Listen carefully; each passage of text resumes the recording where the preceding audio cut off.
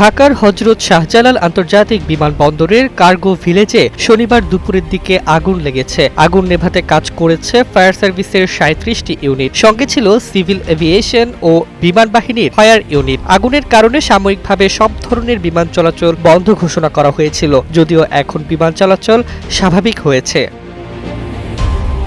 প্রসঙ্গত, এই ঘটনায় জনপ্রিয় ইসলামী বক্তা মিজানুর রহমান আজহারি ফেসবুকে একটি পোস্টে উদ্বেগ প্রকাশ করেছেন। গতকাল তার ভেরিফাইড ফেসবুক পেজ থেকে দেওয়া এক পোস্টে তিনি লিখেছেন, সাম্প্রতিক অগ্নিকাণ্ড যেন দেশের এক অবিরাম চক্র। প্রতিদিন নতুন ঘটনা, মানববন্ধন, মিছিল, টকশো, তারপর আবার নিস্তব্ধতা। এগুলো কি নিছক দুর্ঘটনা, অবহেলা নাকি গভীর ষড়যন্ত্র? আজহারি উল্লেখ করেছেন, প্রথমে মিরপুর, পরে চট্টগ্রামের ইপিজেড, এবার বিমানবন্দর আগুন যেন দেশের গুরুত্বপূর্ণ অর্থনৈতিক স্থাপনাকে টার্গেট করছে। তিনি সংশ্লিষ্টদের প্রতি আহ্বান জানিয়েছেন, প্রতিটি অগ্নিকাণ্ডের রহস্য খুঁজে বের করুন, নিরপেক্ষ তদন্ত ও যথাযথ ব্যবস্থা নিন।